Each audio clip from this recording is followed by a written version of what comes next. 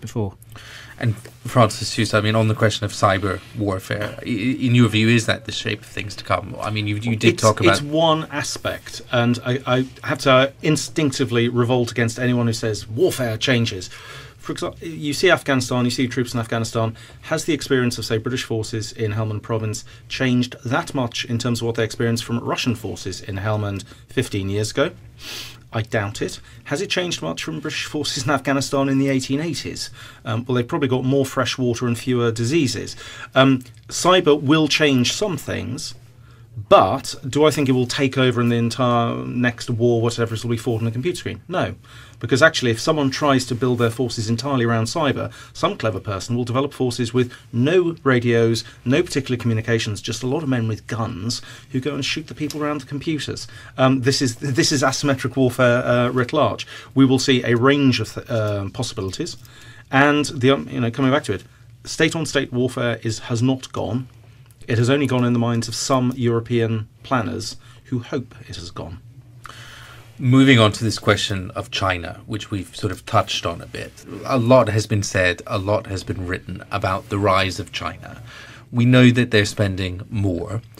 Francis mentioned that their budget is tripling within a short period of time. That is something that is causing headaches, isn't it, John Louth, for people, for defence planners in Washington, in Europe, but also potentially in Moscow as well? I think there are a number of points here. The first point, of course, is China in many ways is playing catch-up. So the budget will be spiralling quicker than perhaps states in the West that are struggling. I think that the second point, if you like, is that I would struggle with the idea that you can divorce notions of military power from notions of economic power. And China, very much recognises that it will be very close to a dominant economic player, certainly in the short term. And as a consequence of that, it perhaps perceives that it needs to be military powerfully sort of positioned as well. I think the problem for certainly the West and near neighbours is to formulate a sensible response that can actually be delivered. I mean, if China is the banker to the world, we can position ourselves whichever way we like. We will still have to take account of what China decision makers think. So for me, this is one of those very interesting sort of points in history where, we almost see batons changing sort of midstream, and it'll be very interesting to see how it plays out. On the Chinese question, Julian Richards, is there a risk that we're sort of overstating the case in terms of what China's capabilities are, or what they're developing? I mean, if you look at in terms of the weaponry that they're developing, it's an impressive list. That they're developing ballistic anti-ship weapons, they're developing stealth aircraft. I believe actually they already have a stealth aircraft that they flew recently when Robert Gates was actually in the region. Cyber capabilities, anti-satellite weapons, a blue water navy, etc. It's an impressive list, but are we overstating potentially the capabilities that they may have? Yes. Overstating capabilities may be, certainly misinterpreting intentions, I think, and that's the point that's been made. As we've said, it may be that China wants to position itself as a world power, as a prestigious, impressive world power, as we said about Russia earlier on. And those, to be in that club, these are things you need to have. You need to have the latest capabilities and so on to give that allure of power. And that may be a large part of what they're doing. I think there is a big risk of, certainly in the US, there's been lots of debate about we have to have an enemy of some sort. So now that the Cold War's finished, then maybe China's the best candidate now. And I think it's much more complicated than that. I think we need to think, as John said, in some cases we maybe need to think about how we can work with China in certain ways, because this is going to be an extremely significant player in the international economy. So it requires some different thinking, I think. Just a reminder, you're listening to The Voice of Russia with me, Scott Craig, and today I'm discussing trends in global defence spending with my guests, Julian Richards, John Louth and Francis Tusa. When we look at countries like China, Russia, and others that are beginning to spend more and more on defence. Is there a danger that we are actually entering a dangerous period where there could be a new arms race, Francis? You could argue there have always been arms races. And it's almost natural, and they web and wax and wane a little bit. I think one of the problems, especially looking at China, but also Russia, is it comes back to this one of, are you putting on a very specific Western European head when you look at capabilities? And sometimes, and you see this in some of the Pentagon studies and or other studies saying China's not at risk. They don't have any aircraft carriers, and if they're going to invade America, they'll need X, Y, and Z. I don't think I've seen the Chinese ever, in even the wildest documents, state they want to invade America.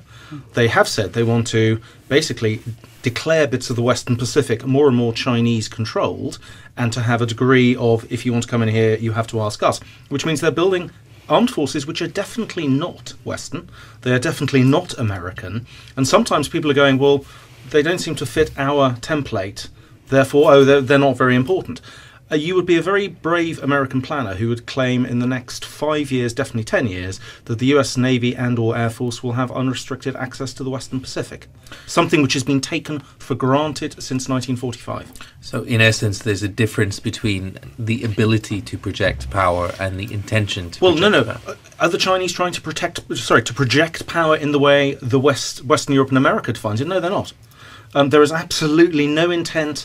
Everything they're buying, actually, you could say, yes, it dates back in terms of old-fashioned belts of missiles and so forth. They are building up a very, very careful, layered strategy. And the one which, of course, really will annoy democracies is this is not a 3-year plan. It's not a 5-year plan. Is it a 10-year plan? Maybe. Is it a 20-year plan? Could well be. That's all on far larger timescales than any Western democracy will ever plan. Coming back to this question of Russia and what they are spending their money on, does anyone believe that there is the possibility for a military conflict or any kind of armed conflict between Russia and the West? John, let me come to you first. Never say never. I think people have made huge mistakes in the past by ruling out possibilities, and I think the careful defence planner, less so the politician perhaps, but certainly the careful defence planner has to take all potential occurrences into account. But I struggle with notions of a traditional land war involving Russia. I don't see that on there, certainly in the near future. Julian Richards, do you think there exists any possibility of that, or is it's basically just an old paradigm that is best consigned to history? Well, I would tend to agree with John and say, Ronald Reagan once said that freedom is never more than one generation away, and you can't take it for granted, and you can't suggest that it's always going to be there. But I think it's very unlikely, and you have to think about. I mean, the gas supply crisis was quite a good example of how this might work. There were all sorts of dire warnings that Russia could switch off the gas to Europe if it wanted to and get us into some sort of stranglehold.